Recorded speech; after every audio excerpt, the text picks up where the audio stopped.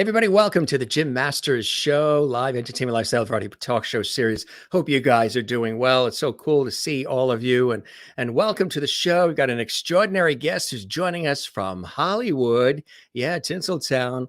Gary Hudson, extraordinary veteran film and TV star, character actor extraordinaire.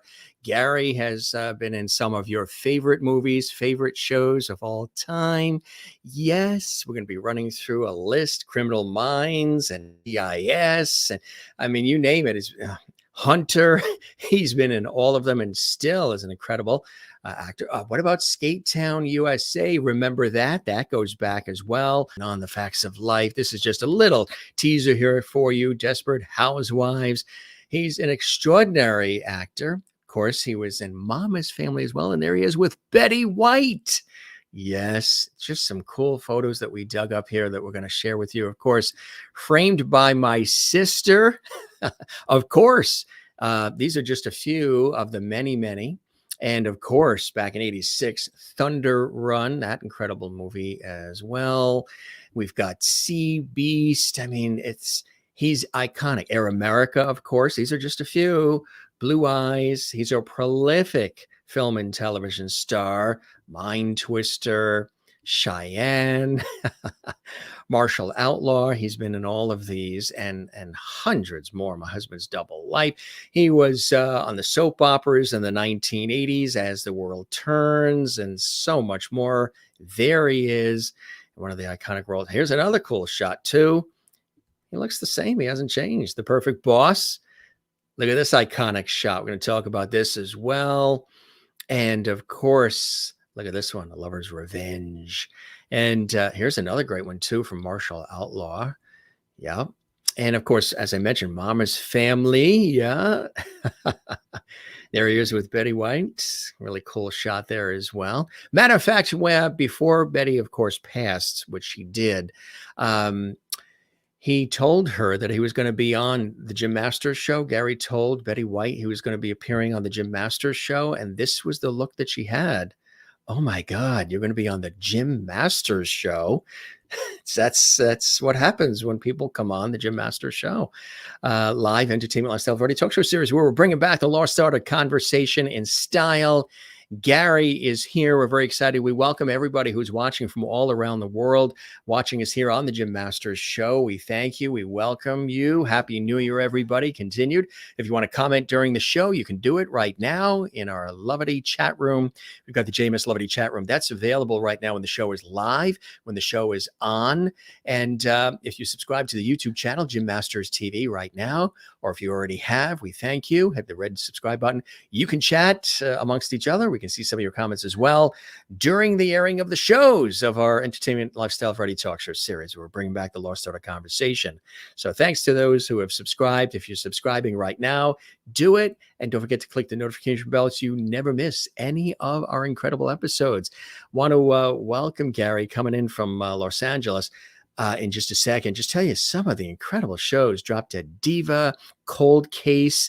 I mean, he's been on ER, Mutant X, Jag, Empty Nest, The Facts of Life, Beauty and the Beast, Matlock, Touched by an Angel, Silk Stockings, The Fall Guy, many, many others. Some of your favorites of all time. Murder in My House, Angels Fall, Snake Man, just a few of them. Dancing Ninja, The Perfect Boss. Oh boy, it's incredible when you think about all of the incredible movies and TV shows and series and everything that he's been in and continues to be. He's a native of Virginia. Of course, he's got a wonderful Canadian connection as well. We'll talk about that. Character actor Gary Hudson has spent most of his career in Canada, working in the thriving syndicated television and film industry north of the border after making his film debut in the 1979 Drive-In Quickie. Of course, Skatetown U.S.A. Remember that, gang? Yeah. And he was in that. It was kind of cool. Tell a little bit more about his extraordinary background. He was in that behind TV stars Scott Baio and Flip Wilson and the Brady Bunch's Maureen McCormick, not to mention a very young Patrick Swayze. He spent the better part of the next decade and a half in walk-on and guest roles in various television series and a handful of films, relocated to Canada in the mid-90s. He found jobs easier to come by too, including recurring roles in syndicated action series such as Air America and LA Heat. His highest profile role for American viewers came in the multi-episode arc as a suspicious FBI agent on, of course, the proto Superman drama Smallville. But to Canadian viewers, Gary Hudson became a familiar presence through the popular nighttime soap Paradise Falls, a steamy drama set in central Ontario's cottage country, where city folk have small summer homes. In 2009, Gary returned to series television in his first leading role as the scheming patriarch of an Alberta oil family and the Dallas-like nightmare drama Wild Roses. Yes. And that's just the short list, folks. As I mentioned, you named the show. He's been in it, and he's beloved. When I told people that Gary Hudson was coming on the Jim Masters show, he was stopping by our show to grace us with his wit and wisdom. So many people were excited. I've been getting emails and texts, and you guys have been mentioning it on Facebook, Instagram, Twitter. You can find all of that at Jim Masters TV. All excited that he was coming on the show. So I'm excited too, your host. And it's an awesome day when we have great guests jumping into the fold here and having a good time with us. So gang, if you want to comment during the show, feel free to do that. We're a very interactive talk show series. And again, we love having all of you here. So without further ado, with that big fancy introduction there, Gary is going to join us again from his home there in California. So put your hands together, gang, watching from all around the world. Join me in welcoming again veteran film and television star and beloved character actor Gary Hudson, joining us here on the Jim Masters Show. Gary, welcome to the show, my friend. Thanks, buddy. Thanks for that wonderful introduction. Matt, it reminds me of how old I am. It's amazing, a lot of the guests when they hear it back and they hear it in that way, in that form, they're like, I forgot I did that. Oh yeah, I did work on that project. Wow, that was years ago. Yeah. And when you hear it sort of listed, it's kind of cool, right? It reminds you that you have been dedicated to this task for a long time. When, what did that bug bite you, Gary? What was the inspiration early on for you to want to get into the acting world and the field of entertainment? Well, I was an athlete in high school but I also sang in the acapella choir and the men's quartet. And I just always enjoyed movies, and I was always kind of the class clown. And I was at school at Christopher Newport for a year and a half and basically just getting in trouble. So I went to Aspen for 6 months and skied. It was like 1977.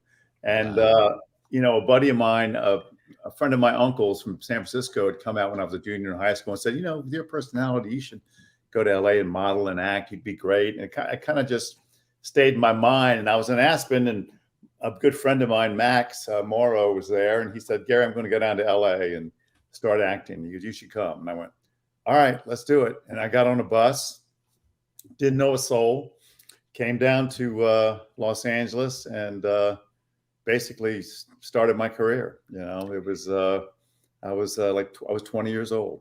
20 years old. 20 years old. What was the other option if you didn't do that? If you didn't get on that bus and head west, what was the other option? Prison, probably.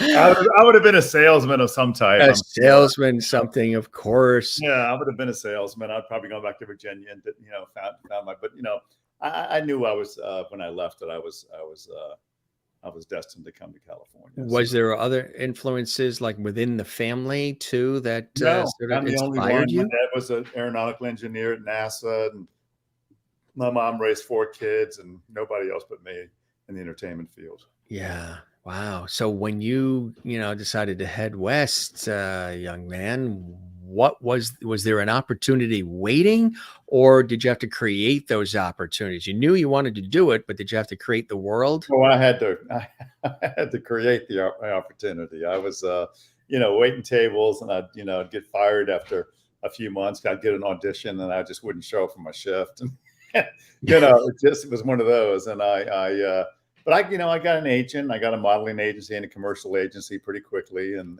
kind of hustled around for a few years, but then started to work consistently. I've done like, God, over 300 commercials in my career. And, I've done like, a lot of those movies you mentioned are Lifetime movies. I've done about 20 Lifetime movies. Yes. Yeah, That's quite a niche, isn't it? Lifetime, yeah, Hallmark, all those yeah, movies have yeah, become, yeah, yeah. especially during I've been with Christmas time. Hallmark. I haven't. I was going to do a Hallmark movie, but I got a Suits in a couple of days. They coincided, so I couldn't do the Hallmark movie. But they make some nice movies, and Lifetime's been very good to me. I worked Yes. out the Marcia Gay Harden and John Voight and Heather Locklear, Penelope Ann Miller. So I've worked Lifetime's been very good to me. Yeah, I tell you, your background is so extraordinary and extensive, and what's really cool about it is the variety. I mean, you've done drama and thriller and a comedy, and you've touched upon that perfect character actor guy because like a utility person. Hey, we need you to come in here. We need you to come here. Science and fiction. You've been able to do it all. Is there any area that speaks to you more? Do you love comedy? Do you love drama? Do you love thriller? I love everything. I mean, I love comedy. I did a lot of comedy in the 80s, like Mama's Family, which with Harvey Korman directed. I met you through Chris's son. That was a thrill for me to play Betty White's younger boyfriend. That was great. I loved doing that show. But I tested for Saturday Night Live in the 80s. I did 5 characters for the show and didn't get it. Tracy Ullman shows, Three's Company, Too Close for Comfort. Did a spinoff pilot. Worked with Ted Knight on a pilot, which was great. And I did a lot What was of that like, huh? Ted Knight. He great. gone too soon, huh? Oh man, he was such a great guy, and he went to bat for me at CBS. Did he? Don't Rock the Boat, the show. It didn't get picked up. But, reoccurred on the Tracy Ullman show, which was the thrill. Did several of those. And, Oh, yeah. So I love, I also love, I've played a lot of bad guys. I've done a lot of action movies. So I'm a martial artist. And so it's been I've worked on 7 movies in Europe. I've traveled the world but gone places I would have never gone, like, Bulgaria, which I love. And have many good friends there. I've done 3 films there, Romania, Brazil, Guatemala. So I've been a lot of different places as a result of what I've done. So incredible, huh? Yeah, it's been a great adventure, to be honest. So how do you balance it? What do you do to decompress and to pull away and to breathe and get in touch with Gary again? Are you an ocean person, or do you go up and hiking? What do you do to plug back into who Gary Hudson is? I love the water. I grew up on the water in Virginia. So I grew up on the James River and Virginia Beach. And I live in Santa Monica, about a block away from the ocean. So the water is something that I go down and see every day as I take my walks and stuff. So that kind of recharges me. And I just try to stay out of trouble. So then that's a big thing. So right. I do a lot of yoga and meditation. I do actually, so a lot of breathing exercises. Yeah, that's all important too. It's all really important. When you went out west, do you remember what the very first thing was that you got the part? Was it a commercial first? Was it television, film? The thing that got me in the union was Hooper with Burt Reynolds. Oh yeah, that's right. And Christy McNichol and her mom were good friends of mine. Christy McNichol from Family with Sadie Thompson. Yeah. And yes, I thought Christy had a drive. But James Broderick. Yeah. But anyway, I met Hank Moongene, who was Burt's producer, and Burt dated one of my mom's friends at Florida State, and we had an instant connection. And I worked 5 weeks on Hooper. We worked out at the Palomino Club. That's where all the guys met, all the stunt guys. And 5 weeks of work, and they cut that segment down when we went to the screening until about, I don't know, maybe 45, 50 seconds. They kind of changed the shifting of it. But that was my first role. And that was great. And actually, Mark Gordon, who's a big TV producer, Mark was the assistant to the producer on that movie. Really? Either Mark or Joe. No, I'm sorry. It was Joel Silver. Joel Silver. And Joel, I ended up working for 3 times. I did Roadhouse with Patrick, and I did a series called The Renegades with Joel, Yes. and I did one other movie with Joel, which is leaving my head right now. But Swayze and I studied together over at Milton Casellas's, and that class was like, Patrick and George Clooney, Michelle Pfeiffer and I did our first scene together at Milton's. Wow. Hansen was in that. Tom Selleck. We were all in that class together. That's Kind incredible. of a who's who came out of that class, to be honest. And of course, Skatetown USA. Tell us about that. Patrick, that's the other movie that's Patrick. That's the other one, right? Yeah. That's when the skating craze was going on. And I was offered this one in Roller Boogie with Linda Blair, and decided to do Skatetown. And I played, they put a mustache on me. I played Pistol Pete, this Hispanic guy who comes into the place and dances, and then he pulls the mustache off at the end. But it was a lot of fun. Maureen Dreyfuss produced that, Richard Dreyfuss's brother, who was a great guy. And we had a lot of fun doing that movie. That was the other film Patrick and I did. After you did that movie, what happened? It's like people have a cult following from movies like that. Was the phone ringing even more? What was happening after that? I was working a lot back then. I was very close to, blowing up into that rare air that, Patrick and George did, but, it didn't really happen. But I just constantly worked, and, who knows why somebody becomes like the huge movie star and somebody doesn't. It's a lot of timing and luck, and, it just is what it is. But, you just got to appreciate the journey, which I try to do. And Right. And, so many people have like these incredible careers as character actors. I mean, and I think sometimes in a way, you almost get more work because and when you look back at some of the most iconic of character actors, and you're definitely on that list, you look back at all these shows and you're like, well, God, that's right. He was on that, and she was on that, and on that. Aaron Spelling was really, really good. Aaron Spelling, yes. A lot for Aaron. And I'll tell you a story. It's kind of interesting. I remember I was on the lot, and George Clooney, he was doing Sisters. And I was reoccurring on a show called The Adventures of Briscoe County, playing Sheriff Aaron Viva, like Officer of the West, baby. And it was fun. I was going to be a regular on that show, and the next season. And Warner Brothers got in a pissing match, I think, with the distributor. I'm not sure who it was. I think it was Fox, and they canceled the show. It was such a great show. I don't know if you guys watched The Adventure of Briscoe County, but it was a Western, such a tremendous show. Yeah. But I ran into George, and he'd done like so many pilots that hadn't gone, literally like 17, 18 on the lot. And he and I always talked about, becoming big movie stars. And he walked up to me, and we ran each other. He said, "Gary, I guess we're not going to get the dream." And he goes, "I just booked this show called ER." He goes, "Spielberg's producing. We'll probably get 13 in, but it'll probably get canceled." And he goes, "I guess I'll just be stuck in TV." And I said, "George, some people would just love to be, have your career." I said, "But you never know. That show could take you to that next level up." And he goes, "Well, we'll see." And sure enough, next thing you know, he's doing Batman, and became, which I was so happy for him, because he was such a he's such a hardworking guy. And he was so talented. Tony, yeah. And and it just, hey man, the guy. He was even on The Facts of Life.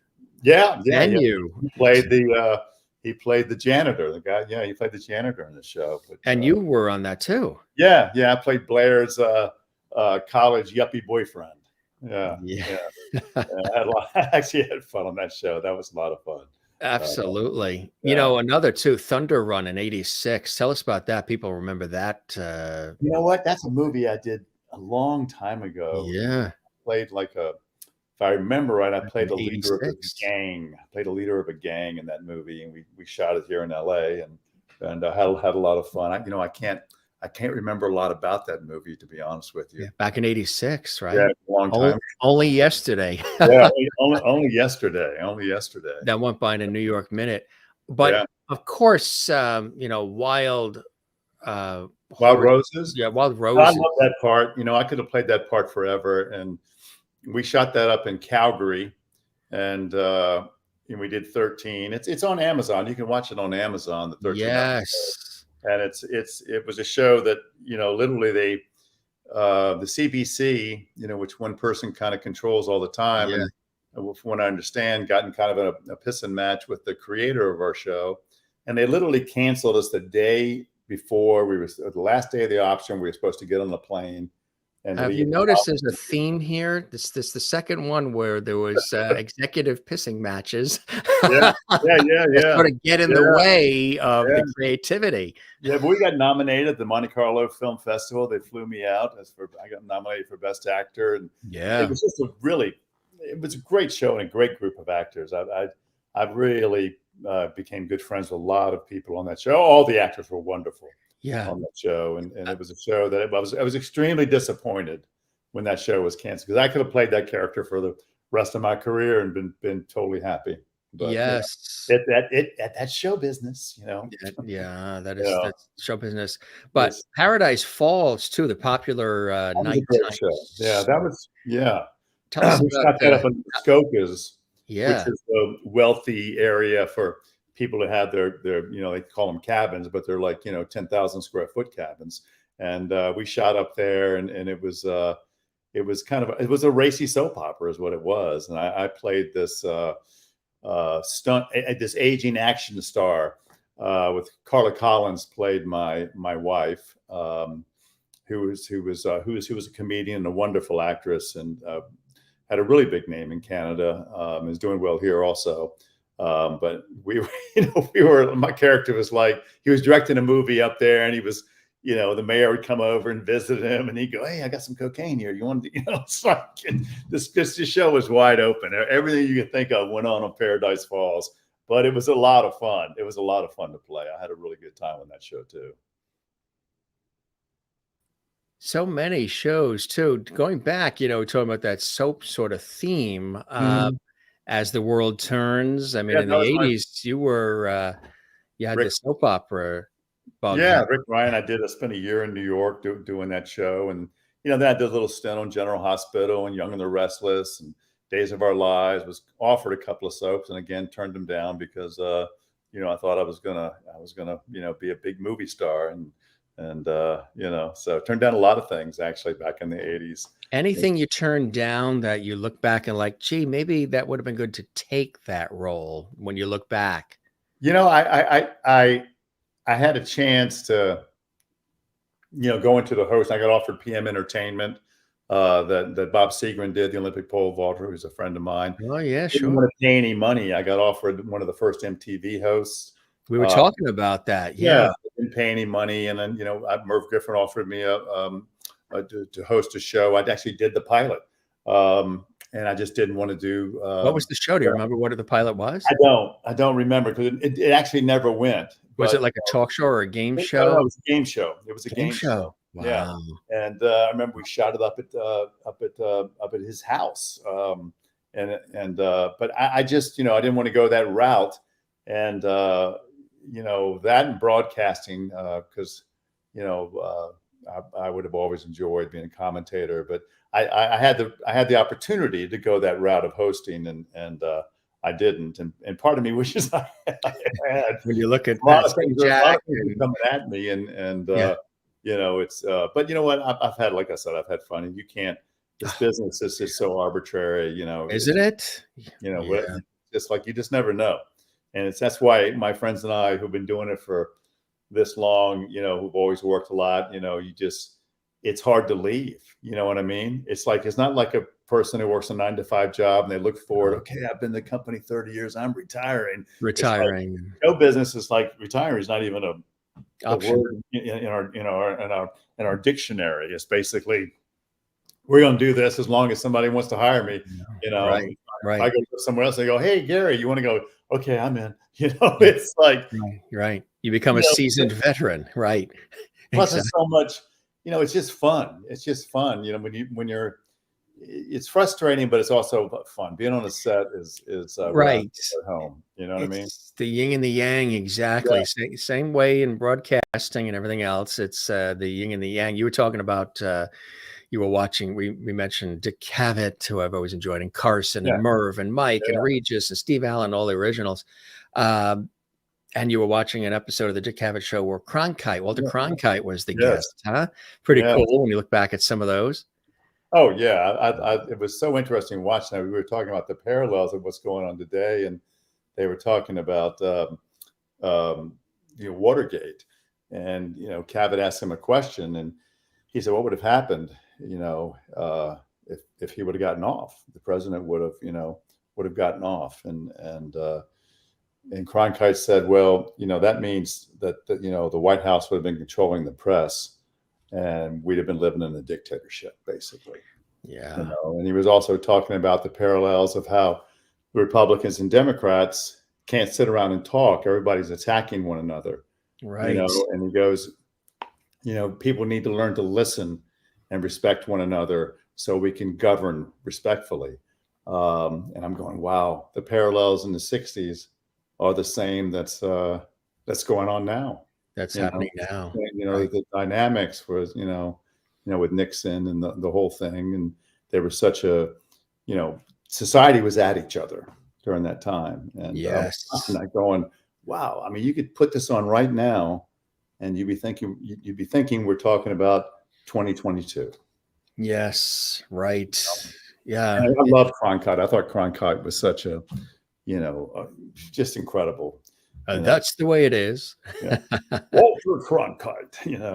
I remember when Kennedy died. And he got visibly emotional, which he never did. And I was a kid, but I remember that vividly. When I went, wow, because my dad loved Walter Cronkite. So yes, as a absolutely. kid, so I loved Walter Cronkite. I'd be watching with my dad.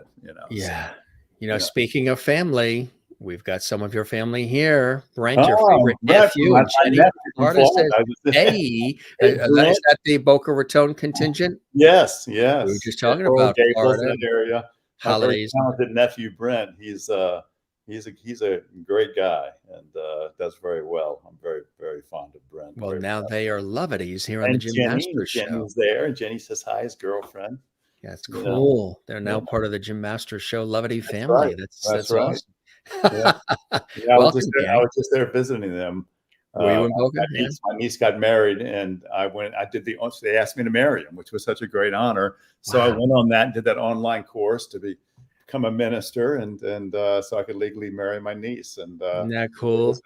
Casey and Tyler. It was a great experience. So I was, Pastor Gary. Congratulations to them.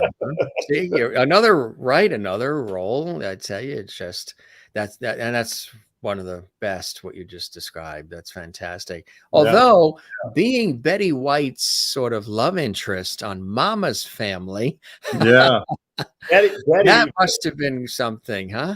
Yeah, Betty was such a giving person, and I had so much fun. I remember during the first run through, when all the suits come in from the network, and everybody's there, like 30 people, and I got a little nervous, and we're doing our first scene, and I went up, and Betty on the next take, she went up, and she didn't forget her lines. She went up just to make me feel comfortable, And then years later, I was doing a AARP commercial, and Betty was the lead person on the commercial, and I went and knocked on her door, and I said, "Do you remember me?" And she goes, "How can I forget you? You're a great kisser." And it was about 2 to 3 years before Betty passed away.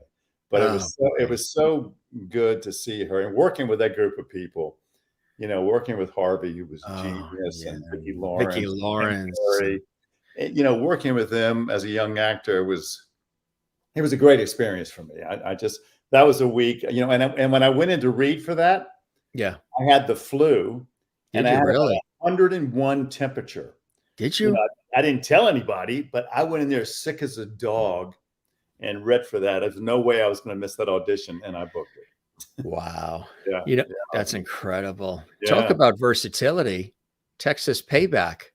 Oh yeah, we did that in Las Vegas, and there's Patrick Swayze. Patrick's a wonderful actor, and played a bad guy killing people. But we had a lot of fun on that movie. Sam Jones who played Flash Gordon, and Sam did a bunch of stuff. Sam was in that, and Yeah.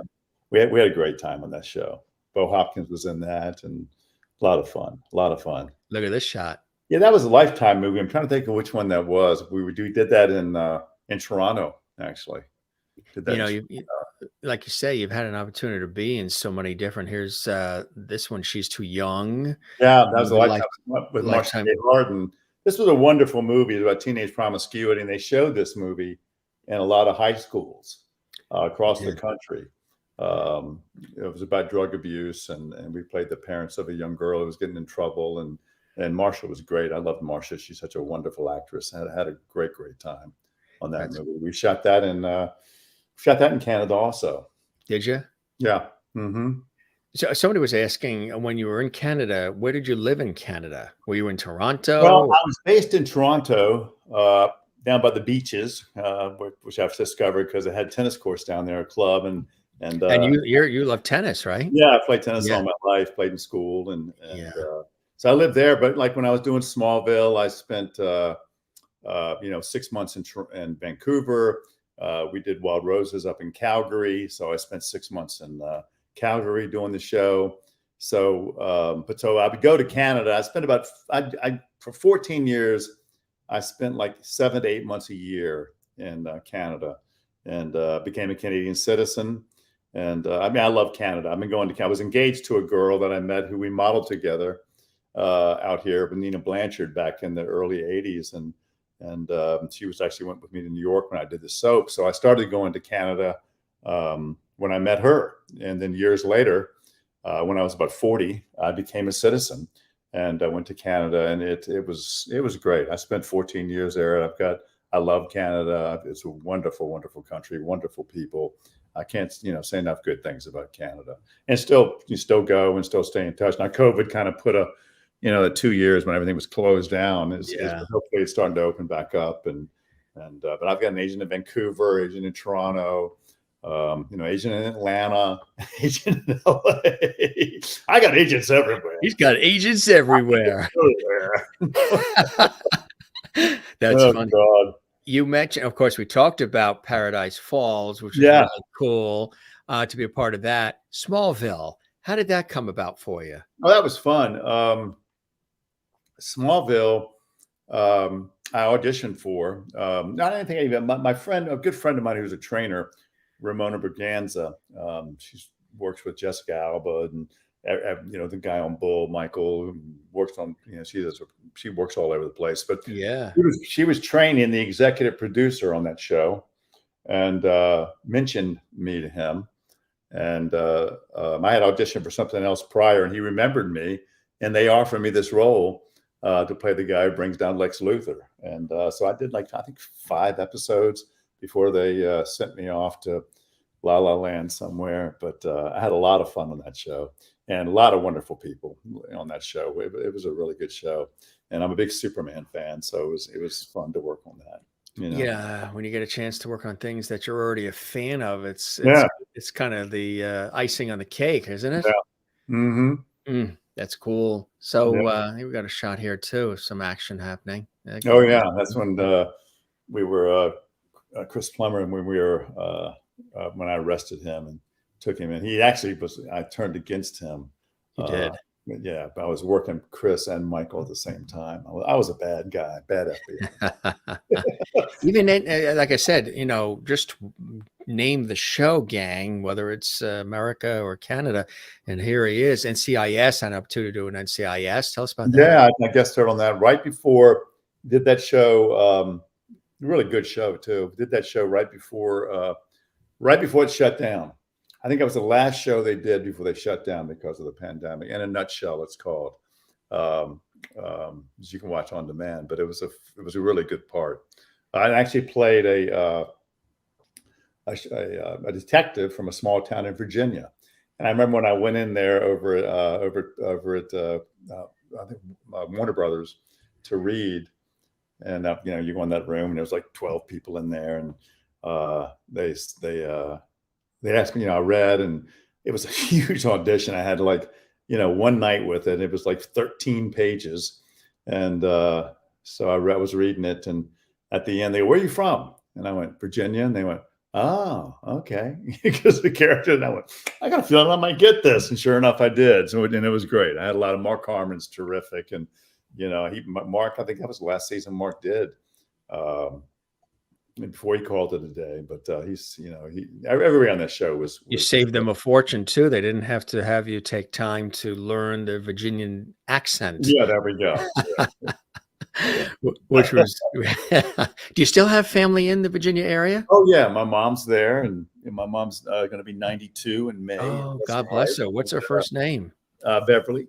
And Beverly. talk to my Wow. mama every day. I'm a mama's boy. Oh, yeah, sure. Yeah, and my She dad must passed away be last year. And, last year. my younger sister's there, Kelly, and Kelly. and her husband and her, her daughter. And so I have nieces and nephews, but we're all spread out. I've got a brother in Minnesota. I've got a sister in Florida. I'm out here. So it's like we're all spread out all over the country. I've got a sister in Florida too. Maybe you and I are cousins. You never East know. Coast. You never What's really beautiful too is, like you had mentioned, of course, and love to the family, that your dad had passed away last year and your mom is still with us, that they got a chance to see the progression of your career, knowing you left, the hometown of Virginia on the East Coast, made your way, went west, because the options are go to LA, go up to New York, wherever, Chicago, and you went west. And for them to see this, it's got to, when chat with your mother, she must be very proud, mom, huh? She is.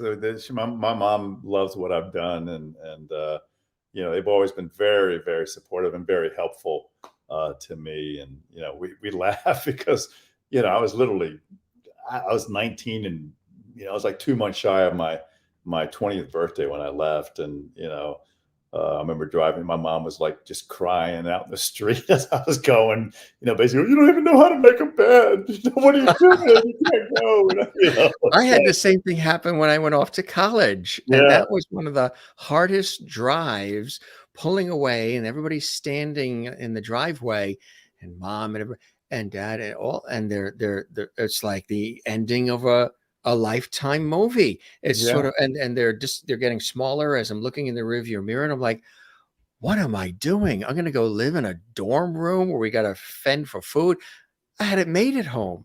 Yeah. But you got to go off and do your thing. I didn't have to. My sisters were such neat freaks. I'd get out of bed, my bed would be made in the, before, but as I came out of the bathroom, it'd all be done. And, my mom just did everything. She raised 4 kids 2 years apart. My mother and sister are the same way. Yes. Just did everything, Yeah. like it didn't. They still do. I mean, they still, still do the whole big Christmas and the baking and the cooking and the whole, huge God bless, God bless. Oh yeah, absolutely. I was so lucky to grow up in Virginia, and I had my grandmother around the corner and my uncle up the street. My Uncle Joe taught me how to play, tennis, and my dad was always working so hard. It was my Uncle Joe who taught me how to play football and everything else. It was like a family affair. Yeah. And, going to church every Sunday. And it was, I'm so grateful to, be raised and have that foundation. And we're all very close. My brothers and sisters and I are all really close. And my nieces and nephews, they're all great. And, it's grounding. Yeah. Because so many people that, they'll go out to Hollywood to try to, quote, make it big, or they'll go to New York to try to make it big in theater or whatever. But they don't have the grounding. They don't have that place they can go home to. They don't have that support system. People checking in, calling, the love of family and good friends and that support.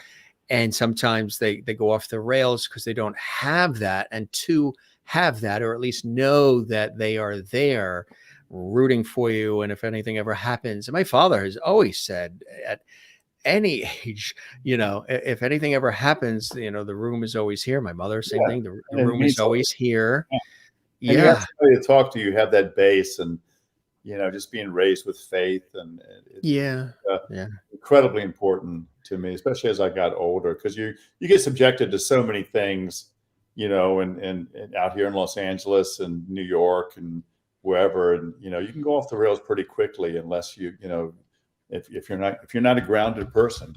Not saying you have to come from the greatest environment to be grounded, but you have to work a little harder. I got to tell you, you have to work a little harder, because I got in a lot of trouble with all, you know what I mean? But I always had that, something inside me that Sort of brought you back to the center. Yeah, exactly. They brought me back to the center, and and just knowing, if I went off too much, what it would do to my family and things of that nature. So yeah, I know what you mean. I always have them in my mind, right? Exactly. They're never not in the mind when it comes to decisions being made and things of that nature, which is a beautiful thing. I just want to show that couple of comments. Stuart Goodwin says, "Your mom is great." And also had he thinks Stuart says they need to bring you back as a character in NCIS as that particular character. Which is, I would love that. Stuart and I grew up together. He's a great guy. Jenny wants to know, besides Betty White's wonderful kiss, who else in your top 3 makeout scenes would you go? Oh, of all this, including Betty White, I've been lucky enough to make out with a lot of actors. Who would you go back to from Brent? Brent wants to know. So we got Betty White in there. Now you're talking about, probably a lot happened on As the World Turns. You got all the soap opera scenes. I mean, are there a few there that one of my great friends who I dated for a while and worked with several times, Alexander Paul. We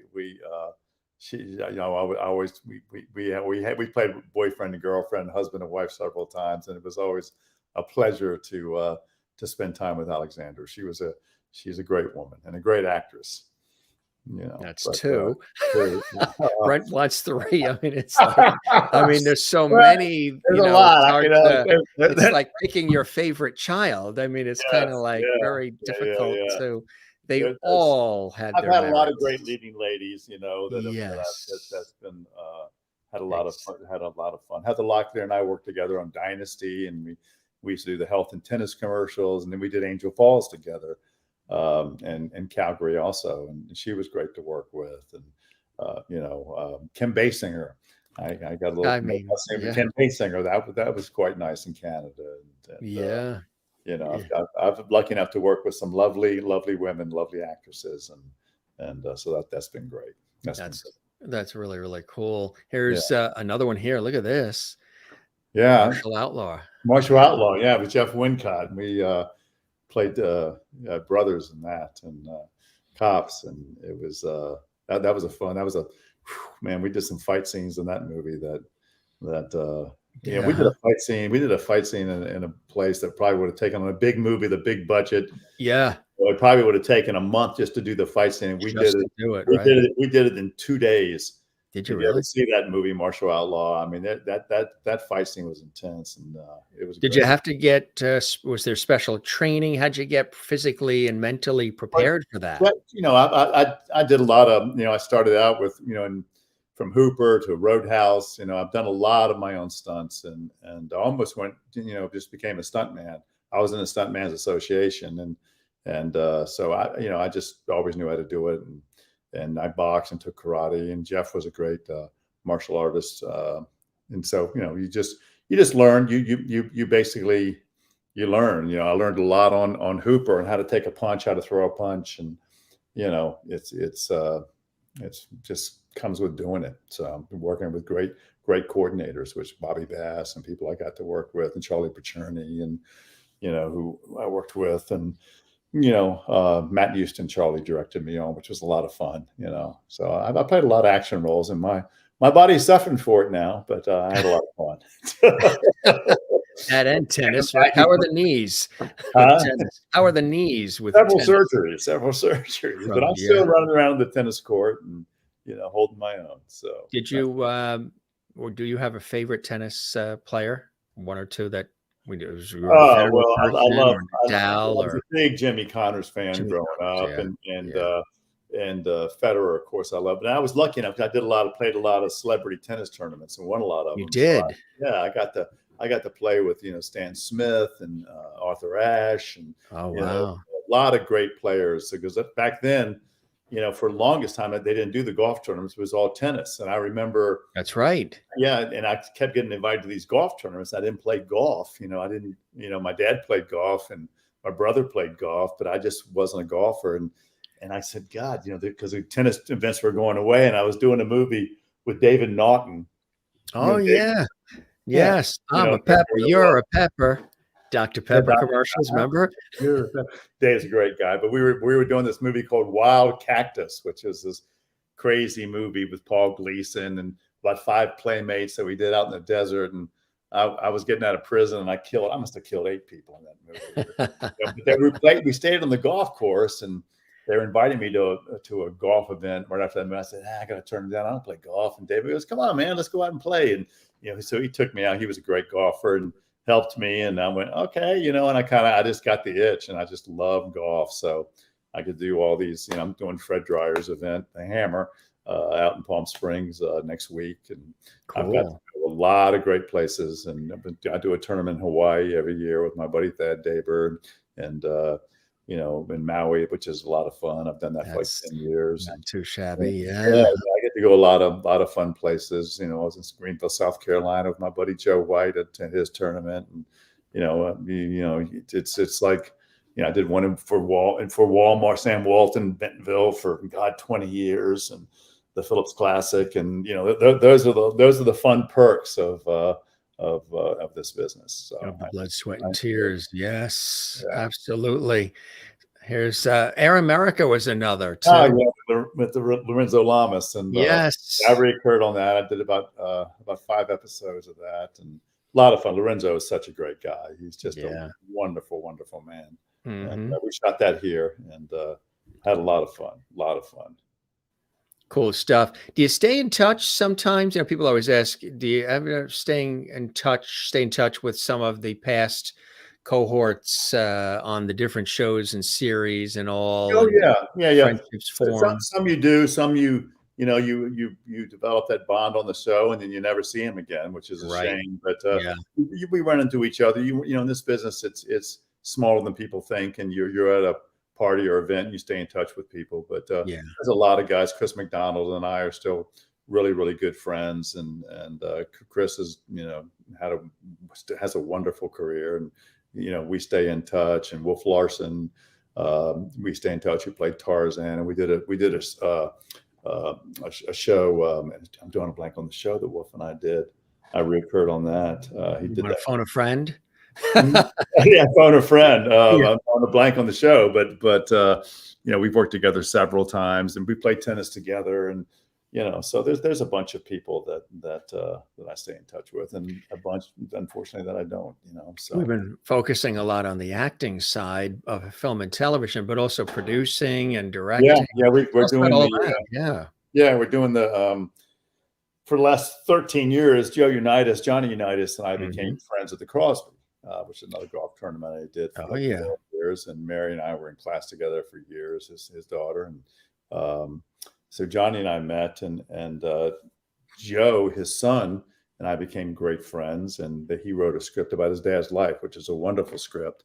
And we've had the money fall out 3 times, but I brought on board Tim Moore, who I did Roadhouse with, and Tim has produced with Clint for over 20 years. And he's a great person to have on board, and Nick Slatkin and Joe and I, and we had David Onspa, who directed Brady's and Hoosier, 2 of the greatest sports film ever. And then David has a slight stroke, and I think he's doing real well now, but he had to back out, which was a real shame. But we had a really nice rewrite done, and Colin Ford, one of my students who I teach, Colin's going to play Johnny, and Colin just did the Hill. Oh, yeah. With Dennis Quaid, a true story. And that's coming out on 1,000 screens in August, which is great on Universal. So I think we're going to get the movie done. We've got it out to Ben Affleck's company right now, Tim does, and we've got it out to several people. So it's a big budget movie. It's a great movie about his life. And, working in a time as a football player where, you don't make any money, and you have to have another job selling cars or whatever in the off season, and trying to raise a family. And it's about, being too small and having to overcome adversity, and, to play the game that you love, and everything that went along with that. And that he sacrificed, and it's not even really about football. It's about life and what he sacrificed to play the game that he loves so much. It'll make you cry. It'll make you cheer. It's like it's Rudy versus Rock, mixed with Rock. It's just a great story about John's life, who was, arguably one of the most iconic football players to ever play. Yeah, the game. Right. John put football on the map and was such a great guy, a great guy. He's such a nice man. So you mentioned teaching as well. Do you enjoy that, teaching others? I do. I teach privately and really enjoy that. I've had done classes, and I've gone in and worked on TV shows. They've hired me and coached on movie sets and things of that nature. So I've been doing that for a long time, and I really enjoy that. I was lucky enough to study with Stella Adler, Chris McDonald, and I actually waited tables for Stella to pay Did for you? to pay for our classes, and she'd have some interesting guests, like Jack Warner and Gene Hackman, and we'd be waiting table, Sean Connery, all these people would be up at her house when she was up here teaching. Yeah. Milton Casellas and Harvey Limbeck, comedy improv. I was in class with Robin Williams and John Larroquette, and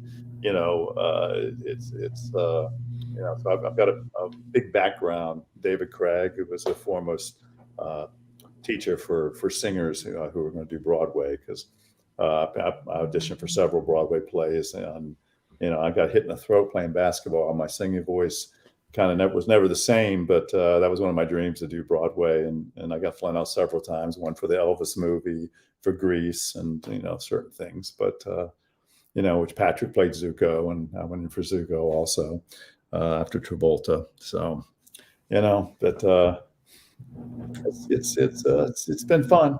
Fun. Look at this shot we come up with here. That's Roadhouse. Yeah. That's Roadhouse. Yeah.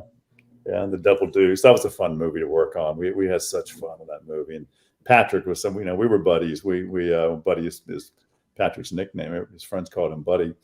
We were in class together for 7 years. Did a play together. Like I said, did Renegades together and Skatetown U.S.A. and Roadhouse, and he was just such a good guy, Patrick. I know.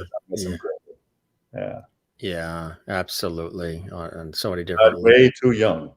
Yes. And, and so physically active and spirited and passionate, and couldn't give up those cigarettes. And, I'd always talk to him about it, and he just wouldn't stop. It's one thing he just would not give up, with those cigarettes. And I think the cigarettes took him down, So. Right. Exactly. But like you said, extraordinary at what he did. Here's another, A Lover's Revenge. Oh, that was another Lifetime movie that I did with Alexander Paul, who I was talking about earlier. Yeah. Andrew and I did that movie. That was a fun film, and I killed a lot of people in that movie too. Yeah, that's right. Yeah, I get to do things I'd go to prison for, so I get to work all that psyche out. So exactly right, exactly. You actually you get paid. Yeah, Act it out. Yeah, and The Stepdaughter is another Lifetime movie that I did in Canada. That's another Lifetime movie. My Husband's Double Life, which was a lot of fun. That was another fun movie. And of course, we talked about Martial Outlaw too, and Cheyenne. Cheyenne was a movie that I produced, that we did in Moab, Utah, and Bobby Phillips and Bo Svensson and myself, and we shot on the same ranch where they did several John Wayne movies, which was kind of exciting, in Moab, which was a beautiful place. Oh, yeah. A lot of chaos around that movie, but but you got it done. We won't talk about that. No. But you got it done. Exactly. Yeah, we got it done. Mind Twister. That was the last movie that Telly Savalas did. Oh yeah. Kojak. Yeah, it was a thriller that we did, and it was a lot of fun, and you remember that they just had the Twilight Zone marathon on Sci-Fi over the New Year's holiday. Yeah, I saw that. I loved and that Telly Savalas episode with that doll Talking Tina. Yes, And yes, my yeah, name that is was Tina, and I don't like you. yeah, yeah, And he tries to yeah, get rid of his girlfriend's daughter's Tina. yeah, yeah, yeah, yeah, And yeah, she gets, yeah, oh, well, I don't want to give it away because you never saw that episode of The Twilight Zone, but yeah. he's having a fight with the little doll Tina. He was a great Hold on actor. just a second, Jim. I'm sorry, somebody's knocking Sure. on my door. Oh, you got somebody knocking on the door. Well, no, this is great because we got a chance to see your chair. We have a thing here on the Jim Masters show where sometimes the guests have to I'm get up back, Jim. and they see the chair. It's how many chairs we've seen on this show that now they can include that in the collection. We've seen leather couches, we've seen, fluffy, feathery chairs. Yeah, yeah, When a dog jumps in or a child runs yeah, in, exactly. or Yeah, when you're at home, you just, a lot of things can happen.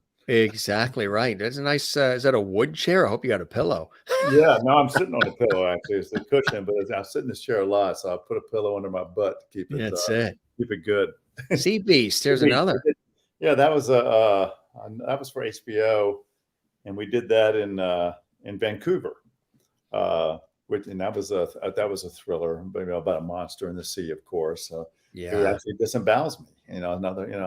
I've died many times. I remember the first time I died, I got disemboweled in a movie. I did a horror movie, and went down an elevator shaft, and just literally boom, got impaled. And my nephews and nieces were watching this movie, and they were really young. They were like 3, 4 years old. And they started crying and go, "Oh, Uncle Gary's dead. He's dead." My sister had to call me. You got to talk to him. They think you're dead. And I was going, "Oh, it's make believe. It's kind of funny." So every time when they were little, they see me die after they go, "Oh, Uncle Gary's dying again." Change their perspective, Right. So It changes their perspective. yeah, when you're 2, 3 years old though, and you're watching television, and you see your uncle die, you think he's dead. Yeah. Yeah. That becomes a problem. Yeah. Has blue eyes. Yeah, that was a short that we did with Al Sapiani, who did. He's done so much. He's played so many great roles. He's a wonderful actor, and we did that, and nothing ever came of it. We shot the short, but it never got funded, which is a shame because it was a fun short that we did. Mm. Yeah. Of course, for Show Air America again as well, and Yeah. so many incredible shows. But I mentioned also prolific on television, and we've been chatting about some of the shows, and one of them, of course, Desperate Housewives. Yeah, I got to do the last season. That. I guest starred on that, and that was that was fun. That was a iconic show, man. That show was so popular. Yeah. It's incredible, when you think about how long ago that series actually was. It feels like it was just yesterday, huh? Yeah, yeah. When you look at the career, and there's so many things that you've done and continue to do, what's coming up? What are some things that you have that are in the offing for the new year that you're working on? Well, I did a movie called One True Love in North Carolina that hasn't come out with Pippa So, who created the role in Hamilton, lovely actress, Luke Bracey, and Miles O'Keefe, Beth Broderick.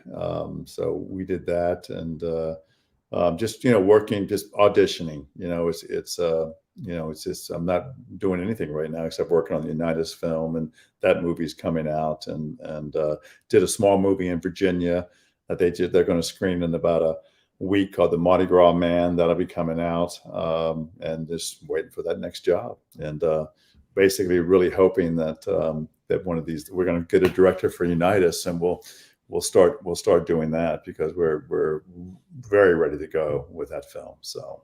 How about commercials? Still doing commercials? Yeah, I got a Dr. Pepper commercial Really? that's running. It's been running all through college football, and I'm the coach on the carousel that's going around. Oh yeah, I saw that spot. Yeah. So Everybody's gonna look for that now. Yeah. Which is cool. Commercials are, it's not like what it used to be. No.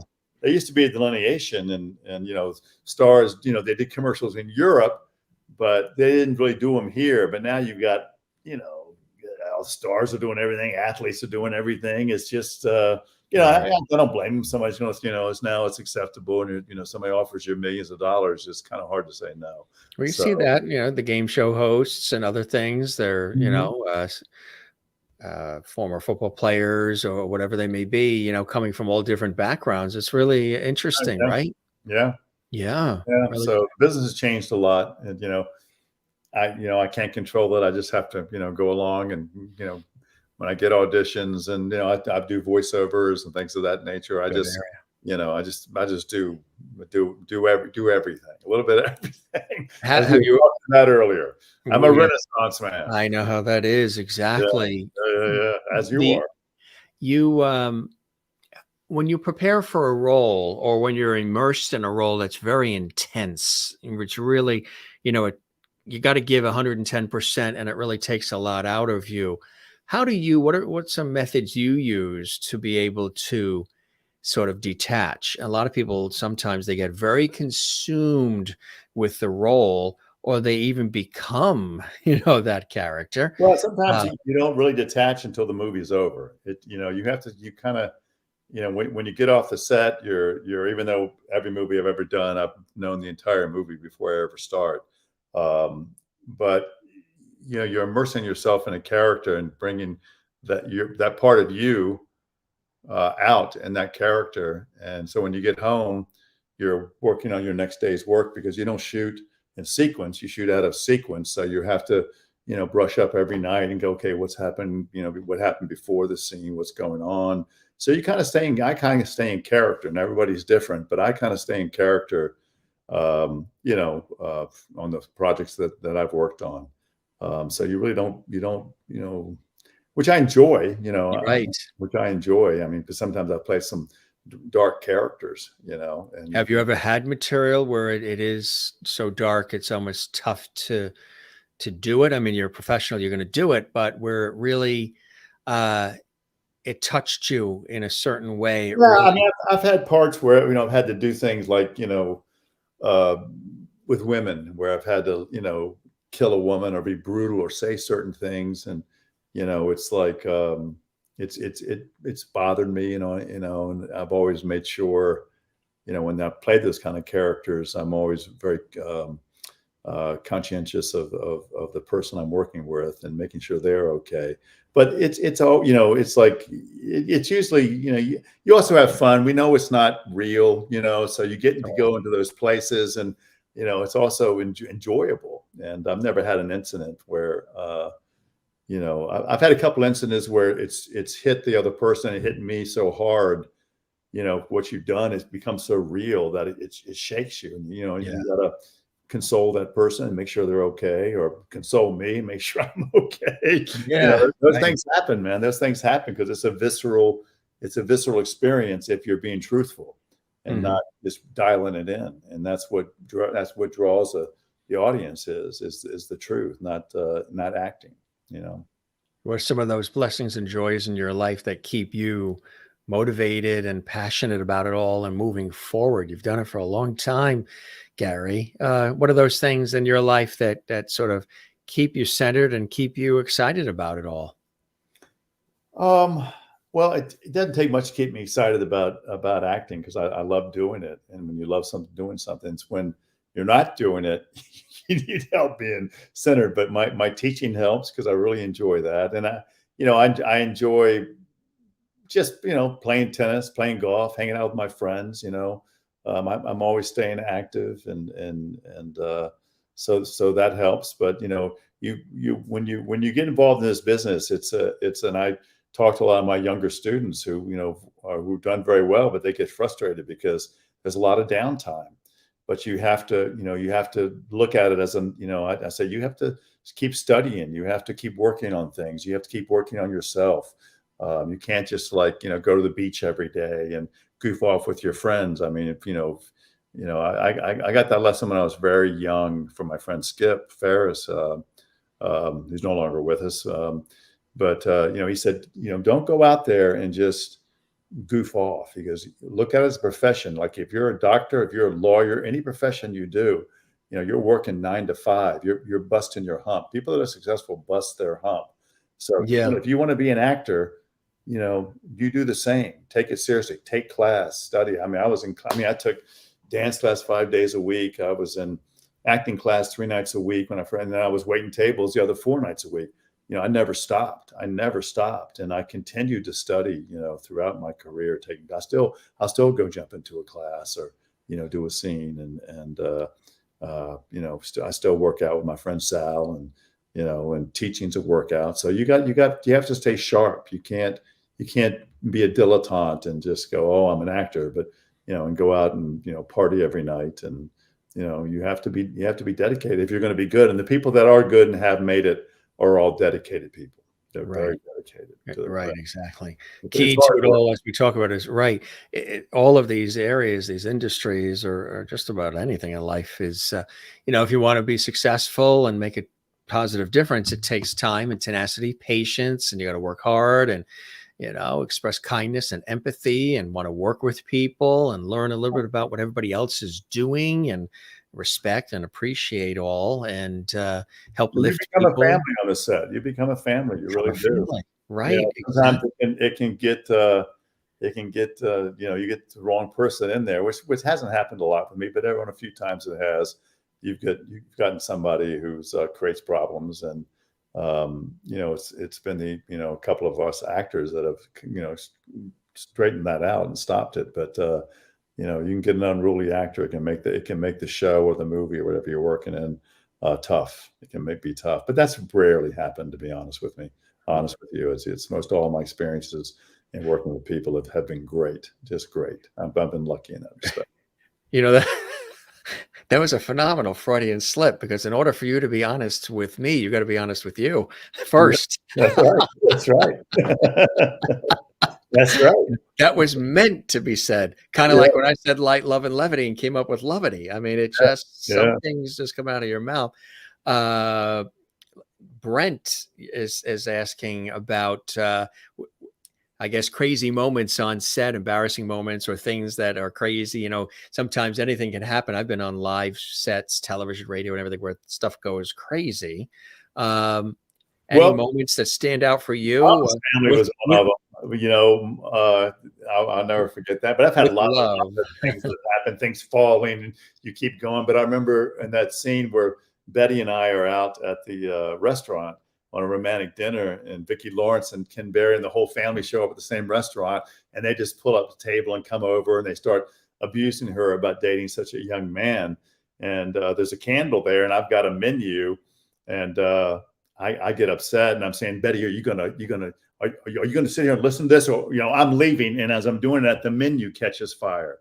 So in the middle of that scene, I don't stop the scene, and Harvey loved it. I mean, I take a glass of water and I continue with the scene. I go, we're leaving right now, and I'm putting the water out on the menu, and I stand up and we continue with the scene. And it was a great moment. It was a great moment. But I actually didn't use that take. We did in the second, and because you shoot two different times. And so he used the second one. He said it was just because I wanted to use Gary, but then it was just so chaotic and got so crazy. But it was really neat. So but you've had so many things where come on, baby, light my fire, huh? You break the character, you start laughing. I mean, something falls.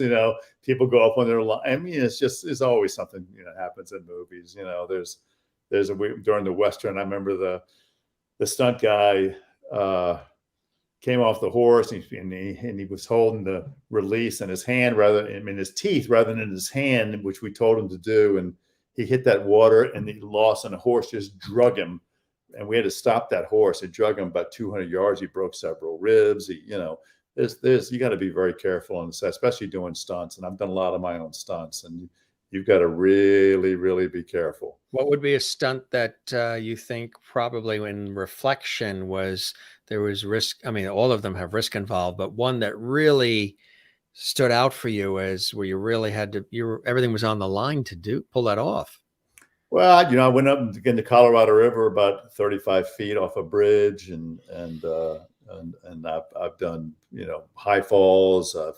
I've done loads of fight scenes. I remember Hooper, because it was my first movie, and they, I was playing a part, but they, Bobby knew I could fight. So I did my own thing on my own fight scene and that thing. And the stunt guy was like, this guy got this crazy guy I was doing a fight scene with. And he literally was pissed that his buddy didn't, they said they didn't need him. I was going to do the stunt. And he literally hit me in the face. He literally punched me in the face. And he did it on purpose. This was after they yelled cut, and he hits me. So I hit him back, and we're in a brawl and they have to come in and pull us off each other. And during this movie, and they ended up firing him on the spot. But I'll never forget that. But Wow. It's all kinds of crazy Just stuff that happens, right? Goes on, and it's just, it is what it is. But it's all part of it. It's all part of it. Cool shot here. That's Roadhouse. That's Roadhouse. Yeah. That's when Patrick was asking me, when somebody calls your mama a whore, and I said it to him. He goes, "Where is she?" That's actually what happened there. Right. Right. I remember that. I remember that exactly. That look and that smile. You look like a leading guy there. You know what I mean? Yeah. Well. Yeah. Well. I was. I was playing Patrick's part, and he was playing mine, but that didn't happen. Right. Exactly. They're redoing Roadhouse. They're redoing it right now, but they are right. I was hoping I'd get the call, to be the old guy still going in a double deuce, but it didn't happen. It didn't happen. Well, hey, Ronda Rousey, they're doing it with, and I can't think of the guy's name. The wrestler who's The Rock. No, it's not The Rock. It's not The Rock, but it's a big cast. Yeah, they're doing it now. Wow. Well, somebody, there's so many things that are still coming down the pike for you, and somebody that knows longevity usually pops on during our show. Mr. George Burns is in the house. Oh, there he is. There he is. He pops in. My aunt collected dolls, and this through the family got passed down to me. And when he turned that magical number, there was a limited amount of these, I guess, collectibles, and got passed down to me.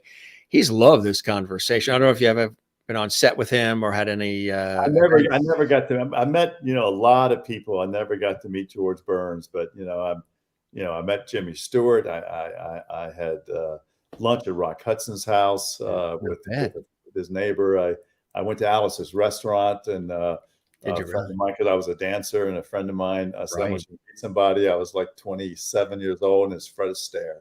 So I mean, I got and it was like I was such a big fan of Fred Astaire. Oh yeah, sure. The way he danced and cool stuff, huh? Krishnikov and a lot. I got to meet a lot of Robert Duvall, extraordinary people. And all these tennis events and stuff doing things. Robert, have you been? He said that you knocked it out of the park. He hangs with his cigar, and he's got his little martini down here that he has in the side. He's sort of like an associate producer. Have you got a chance to go to Wimbledon and the U.S. Open? I've never been to Wimbledon. It's one of my things I want to do. I've been to the U.S. Open. Which I really enjoy, but I want to do the French Open. I want to do the Australian Open. I want to do that's on my bucket list to do. I haven't done it, but I'm going to. You're going to. That's it. Yeah. This was awesome, my friend. Really, I appreciate it. And our buddy Chris Corman, who we love. You worked with his dad Harvey, Mama's Family, that great series, and other things, and Chris is terrific, and I know he's watching. He's commented as well too. In the beginning, he left a comment, and I know he's doing some business meetings and things of that nature too. He's going to rewatch it after. He said, "Gary, you will have a ball on Jim's show. You will love the lovities. Jim, my dear brother, thanks for having Gary on. You're a true mensch." I love that, Chris. Thank you very much, my friend. Yeah, absolutely. And you're so busy, man. I'm so happy for you. All the things you're doing and the career you've had has been great. I appreciate that. Strong, and you know what it takes. And if you enjoy it and you get to share, who you are and what you're all about, and people can see through nonsense. There's a lot of blur and nonsense out there, and stuff that's not real. And I think when people see who the person is, and maybe they, like when you would watch Carson, Cavett, and the others, they were being themselves. And I think that's really, really cool. And to have an opportunity to do that and express it in this way is incredible. I want to show you what some of the, well, they've already said you're a Loverty. Now there's Oscars, Emmys, Grammys, Tonys, Peabodys, Tellys, and all the rest. How's it feel to get a Loverty from the Jim Masters show? Pretty cool. I'm honored. I'm very, very honored. It's like it's the pinnacle of all of this. Well, my career, and it's made my month, possibly year, but the year's new. It's pretty, but it's made my year thus far. I like that. 5 days in. 5 days in, buddy. My year is made. Anything that happens post being on the Jim Masters show, that it's got its work cut out for it to top it. Some of the Loveties sharing some love. And Jane, who's watching in Sweden, actually, one of our regulars. Did you ever meet Bjorn Borg on a tennis court, Gary? I actually did, yes. You did? Yeah. Very, very cool. She also says, thanks for being here tonight. So fun and interesting to listen to you. And thanks, Jim. Jane, watching in Sweden, you're very welcome. Kathleen in New York City, thanks for being here, Gary, and sharing your life with us. Best of luck and continued success. So Merlin, who's in Canada, in Toronto. Thanks, Gary, for being here. It was a blast. Keep enjoying yourself. Maureen in Arizona. This has been a fantastic conversation. Thank you, Gary, for sharing the stories of your incredible career with us. May your star continue to shine. Oh, thank you, Maureen. Thank you so much. And you deserve all the success that has come your way. You've worked with, continue to work hard for it. And congratulations to you as well. And Sherry, another one of our regulars here. Thank you for joining us tonight, Gary, and talking about your career. Good luck in all you do in the future. Really nice comments from some of the regulars. Nice audience. Really do. And, very interactive. And that's what it's all about. This was awesome. Let's definitely stay in touch, Gary. Hopefully we get to meet in person here sometime. Yes, break bread and love coming in from Florida. We love you, Gary. Isn't that nice? Yeah, Jenny's great. Jenny and Brent, thanks for joining us. Hope you'll watch our shows continually. Gang, if you'd like to see this episode again with our very special guest, Gary Hudson, it's on our YouTube channel, Jim Masters TV, 24/7, 365. You can see this episode again and hundreds and hundreds and hundreds more, over 900 episodes in a short period of time. It's really absolutely amazing. And subscribe to our YouTube channel. Give us a like. Leave a comment if you enjoyed this as well. And we're going to keep that porch light on for you, Gary. Hope you enjoyed the time with me. Hey, buddy, I really had a great time. It was such a pleasure to meet you. And I've really enjoyed the conversation. And it was kind of Dick Cavett-esque, having a conversation, which was really great. The pleasure is all mine. You're welcome back anytime. Spread the word about our show as well, Gary. I appreciate that. I definitely will. All right. You be well and continue blessing and joy in your life as well. Happy New Year, brother. And say hi to your mom for me. I will. Where'd you go? That's it. I don't know where you went. Hold on a minute. I did something. Oh, yeah. There you are. You faded to black early, huh? Some physical problems, and we were in a good place. But I talk to my mama every day, so pray for my mom, Beverly. She's a good person. Yeah. All right, you're brother. The best, Gary. You take care, my friend. Okay. Hey, and thank you again for having me. Pleasure is all mine. Cheers now. Later. Cheers, brother. Bye. Bye-bye. Incomparable Gary Hudson, yes, veteran television and film star, actor extraordinaire, joining us live and direct from Hollywood, from Los Angeles, actually from beautiful Santa Monica. There's a restaurant there that I've gone to a couple of times with friends when we've been on television shoots out in the LA area. It's called the Ivy. It's really good. Really, really good. Really, really nice. Right across from the pier and where that Ferris wheel is, right across from the beach in Santa Monica. Very, very good food. Nice. You see a lot of folks, coming in out of there. A lot of actors, actresses, a lot of TV people, and not the place where you would run up to them. They do their thing. You do yours. You enjoy a good meal and have a good time at the Ivy. They're not sponsoring the show, but maybe I should get them. We got to get some sponsors, right? Should have the Ivy as a sponsor. He's amazing, isn't he? And again, what a prolific actor, a straight shooter, authentic, real, a character actor. So he touches upon everything from, thrillers to sci-fi to soap opera and romance, rom-com, comedies, and drama, and has been in some of the most iconic of films, television series, did all the soap opera route in the 80s, As the World Turns and Days of Our Lives and so many others. But of course, in extraordinary movies and some of your favorite TV series as well. And now he's here on the Jim Masters Show. And we were having a great conversation before we went live on the air, because usually we chat with the guests maybe about 15 minutes before we go live. We test the audio. If they're going to perform, sing or do some sort of entertainment, we always try to do a sound check or something. But he and I were chatting about the business, about the industry, people that we know, and our respective careers. And Merv Griffin, of course, he was talking about Merv Griffin. You remember Merv Griffin, legendary talk show host, and also creator of Wheel of Fortune with Pat Sajak, Vanna White, and Jeopardy! Yes, with the late Alex Trebek, and prolific, and how he was offered opportunities to do some hosting. Cool. Many commercials as well. Look for him in the Dr. Pepper commercial during college football. He's playing the coach, which is really great. Sherry Larson says, thank you, Jim, for another fabulous show. What a great guy Gary is. Thank you for all you do. Thank you very much, Sherry. We appreciate that. And you're in Kansas, USA. We'll be watching, Jim. Thanks. Jenny, thank you very much. Yeah, guys, if you love television stars, child stars, Jerry Mathers was here. He was the Beaver on Leave It to Beaver. Marion Ross from Happy Days was here, as was Anson Williams, who played Potsy, and Donnie Most, who played Ralph Malph. Melissa Manchester's been here, and Anita Pointer from the Pointer Sisters. Anita Pointer just passed away just a couple of days ago. And Anita Pointer, along with her sister Ruth Pointer of the legendary Pointer Sisters, were guests not that long ago right here on the Jim Masters Show.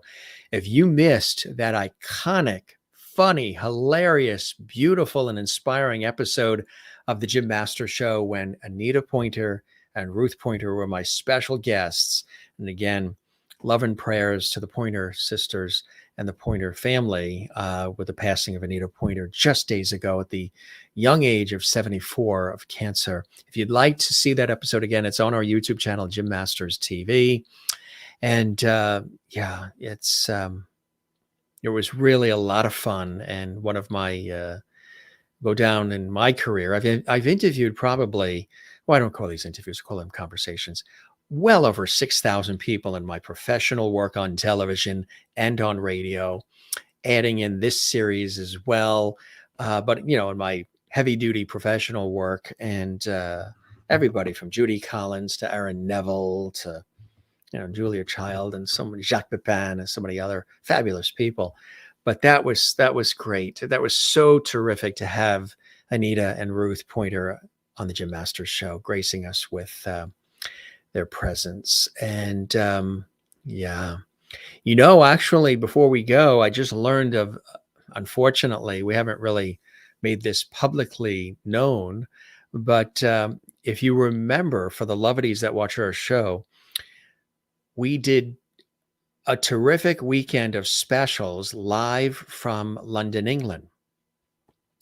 And it was marking Queen Elizabeth II's Jubilee. Remember the Platinum Jubilee that just happened in the UK this past summer? And you may remember we had Thomas Mace Archer Mills on with us. And he was sort of reporting, he's with the British Monarchist Society, which he helped found. And he was a guest. He was a big fan of the Jim Masters Show. I knew him personally. We became friends, and he was referred to our show, and he was actually our on-location correspondent for the Jim Masters Show series live from London, England. in front of Buckingham Palace this past summer. If you want to see those that episode, there was a part 1 and a part 2. It was part of the weekend. We had him for the first part, and then there was a little technical issue because of the Wi-Fi and everything on his end in England. But then he came back the second day, and he was like our roving reporter. We just learned that he just passed away. You're not going to believe this, gang. But Thomas Mace Archer Mills, who was our correspondent on the show live from England when we did that very special weekend episodes live from the UK of the Jim Master Show series, live from the Queen Elizabeth II Platinum Jubilee right there in London. He was our correspondent. He was only 43. And he just passed away just a day or so ago. We just learned that news. So we send condolences to his family and to all of our friends at the British Monarchist Society. Very sad to hear this news. We just heard it only about an hour before we went on the air with this show. So I wanted to pass that along because that, was sad news. He was a great guy, and he was a big fan of our show, and he was a guest on the show and would tell other people about the series. We just learned again that he passed away just about a day or so ago. And yeah, isn't that amazing? Wasn't he fantastic? I know I see comments coming in. You may remember, again, he was our correspondent for the series from the Queen's Platinum Jubilee, and Thomas passed away at the young age of 43. Absolutely, Sherry. I know it's heartbreaking to hear that news. I wanted to share it with you as we just heard about it. You can see the episodes archived on our YouTube channel where Thomas was my guest, reporting live for the Jim Master Show from London, from Buckingham Palace and other areas. And really, really, I know. It is sad news, isn't it? I know. Just wanted to make mention of it as well. I need a pointer. Yes. Again, if you want to see that episode again, which I rewatched all of those episodes, and what fun we had with Thomas, and the fun we had with Anita and Ruth Pointer. Again, these are going to be, classic legendary episodes of our series. You just never know. Like I say all the time, life is short and it's precious.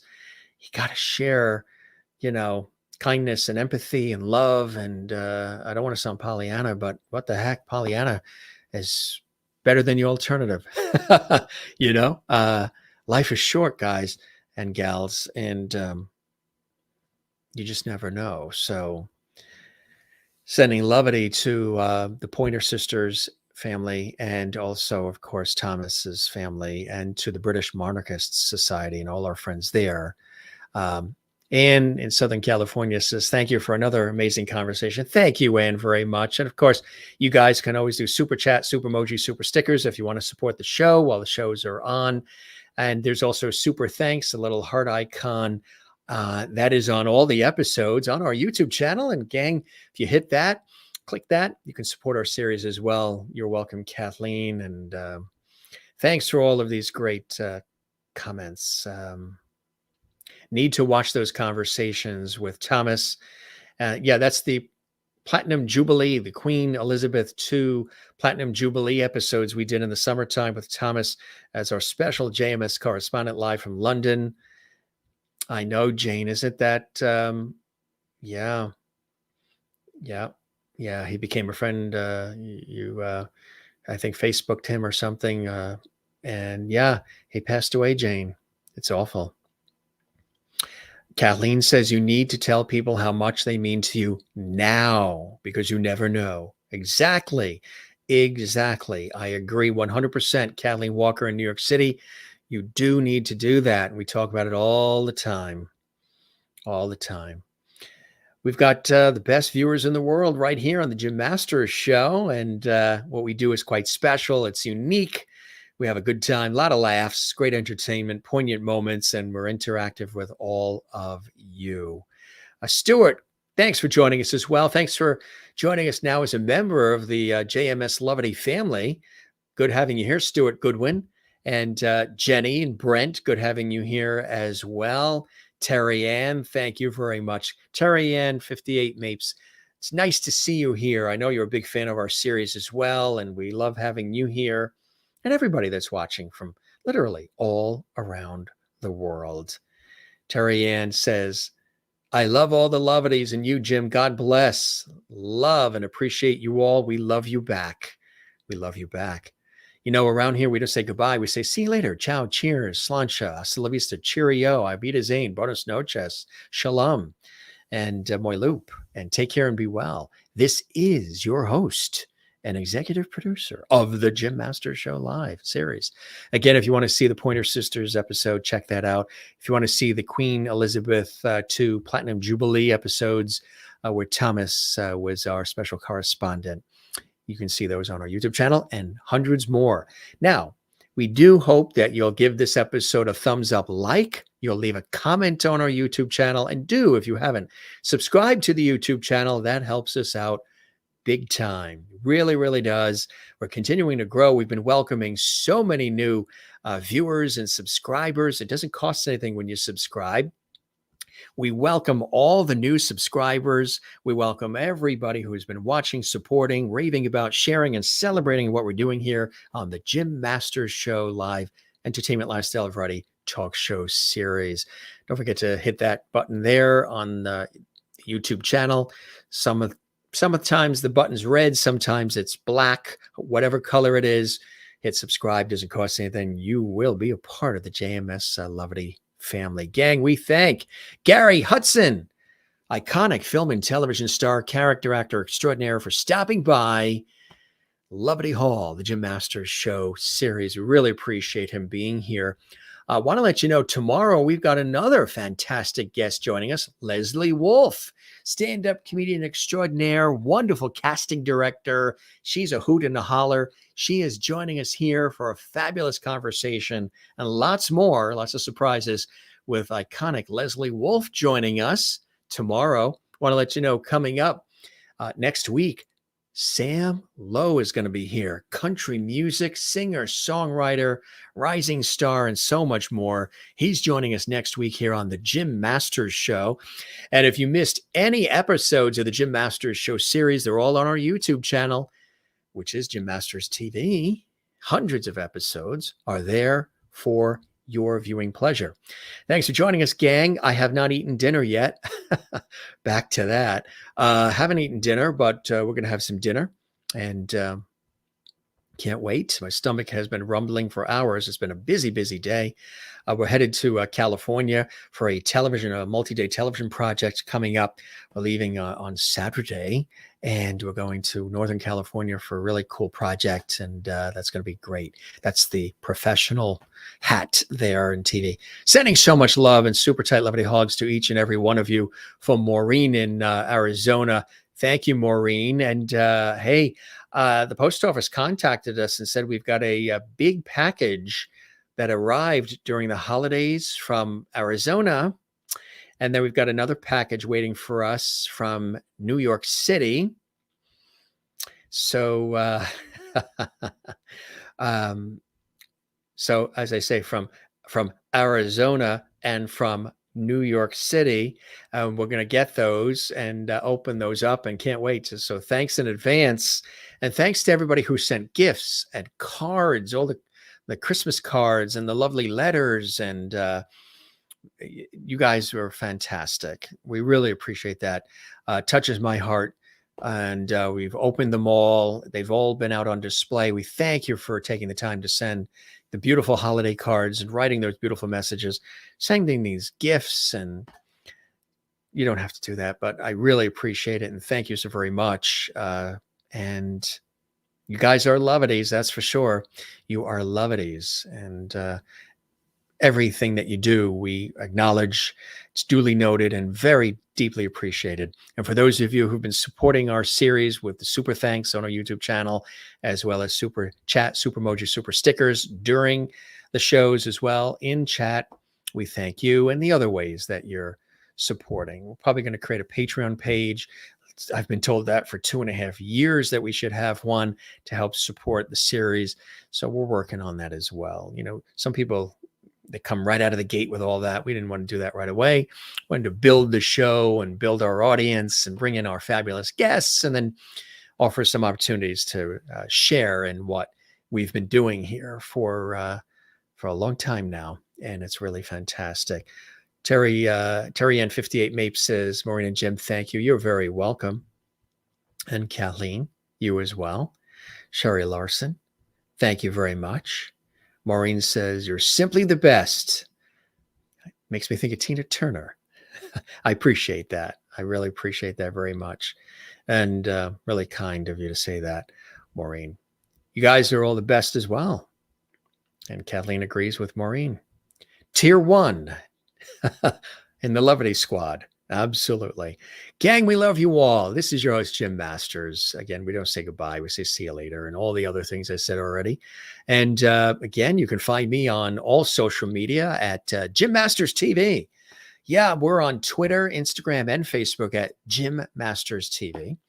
And of course, our Facebook group, the Jim Masters Show, Levity Hall, and everywhere else.